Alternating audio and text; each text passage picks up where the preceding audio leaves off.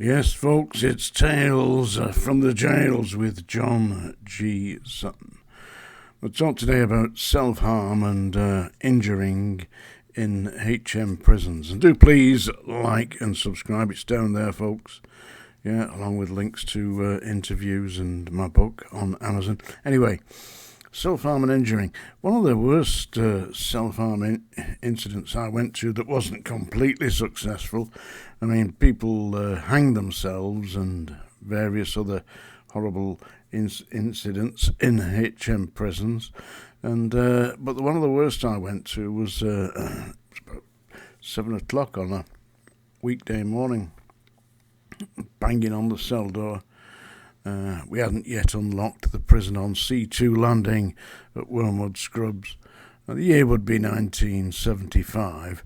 And so I went along and opened the cell door, and there was a naked man standing there. He must have been about 60, this guy.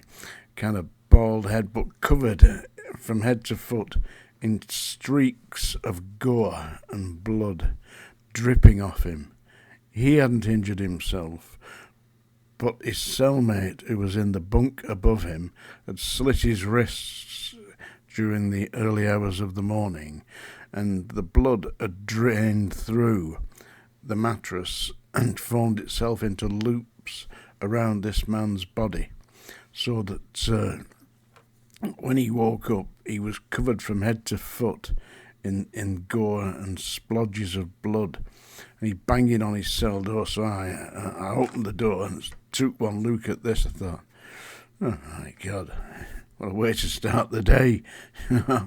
And because we got this guy out, got him wrapped up in a blanket, sat him down, and called the ambulance and hospital officers to come and get this guy out of his cell. I assisted them in putting him down onto a stretcher, and they said, the hospital staff said, listen, he's still alive, this guy.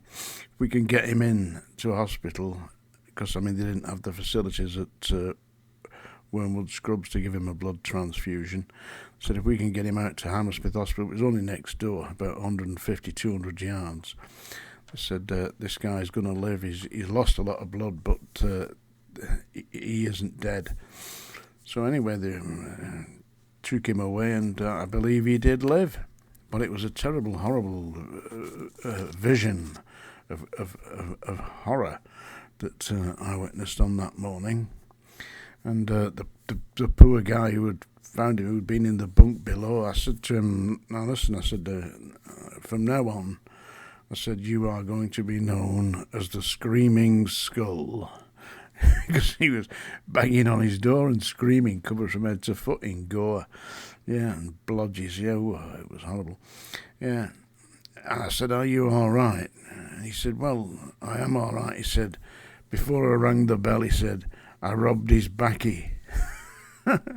Seriously. He'd stolen the man's tobacco. But, I mean, people who are injuring themselves in prison have got no real thoughts about the effect that their actions are going to have on anybody else at all.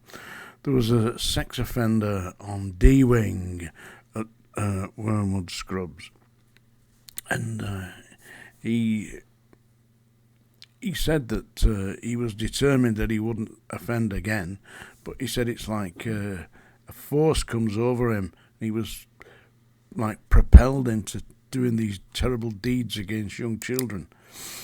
So, and despite the fact he'd been on the rehabilitation therapy and all that they were running in the hospital there, he got himself a razor blade and removed his honeymoon equipment and flushed it down the toilets. He came into the office and said what he'd done. Oh, we got him away, whipped him away once again to the hospital and out to Hammersmith Hospital, where he would never be the same again. Yeah. I tell you, when you witness things like this, it kind of changes your perspective on life. And hanging, of course, hanging in prisons is, it's unfortunately quite common. There was one year, I believe it was 16 suicides at a place called RISLEY Remand Centre, not far outside of Manchester. That's why it was known as GRISLY RISLEY. 16 suicides, all hangings. Now you get into these cells, and I've been in and caught people just before they've actually expired. Managed to support them and get the rope off the cell bars, because they usually use cell bars and strip the don't let me tell you how to do it, folks. But they use what's to hand and make themselves a noose and hang themselves. And indeed, in Liverpool at the moment, there are 2 officers on trial for manslaughter. There hasn't been a result yet. They are being charged with manslaughter for neglect. Apparently, they found that this particular inmate had got a noose in his cell and was threatening to kill himself. And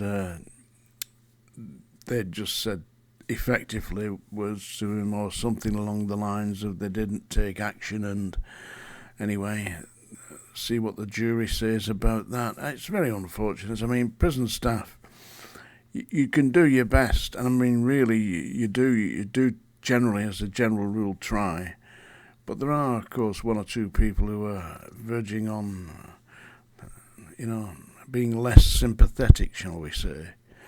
But just say to them, better get on with it then. You see, a lot of people will threaten suicide, but never do it. It's the people that don't say anything. They're the ones that will do it. So yeah, self-harm in prisons is a major problem at the moment, as is being discovered all across the system. And don't wonder, really. I mean, the problem is, of course, drugs. People get addicted to drugs when in prison. When you go into prison and you've never had any drugs in your life, and you get pushed into taking them by cellmates or fellow inmates, and the next thing you know, you owe thousands of pounds to the drug barons in the prison, and they're demanding that your family pay or that you pay, and you haven't got any money, and that's when people opt for an exit. Terrible thing. I've never taken drugs in my life. Take some Jack Daniels, by the way. I can't manage much of that these days. I keep falling asleep. I'm not a noisy drunk or a loud drunk or an aggressive drunk. I'm a sleepy drunk, which is all well and good when you're at home in your back room and having a drink there.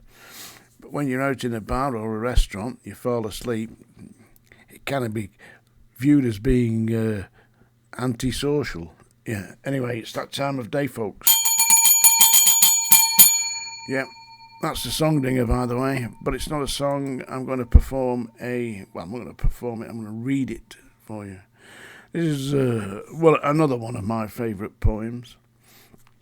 It also became a song sung by Paul Robeson. You can listen to this on YouTube. I highly recommend it. He does a brilliant job. It's called Trees, by a man called Joyce Kilmer, who was killed in World War I. He died in 1918. Fine young man, but the name of Joyce Kilmer, that was his name. This is the poem Trees. It came to my attention today because yesterday myself and my brother and my son-in-law were working on the trees in my back garden because they've become fantastically overgrown. Anyway, this is Trees. I think that I shall never see a poem as lovely as a tree whose hungry mouth is pressed against the earth's sweet flowing breast, a tree that looks at God all day and lifts her leafy arms to pray. A tree that may in summer wear a nest of robins in her air, upon whose bosom snow has lain, who intimately lives with rain. Poems are made by fools like me, but only God can make a tree. Tales from the Jails, folks. John G. Sutton. Do like and subscribe. Thank you very much.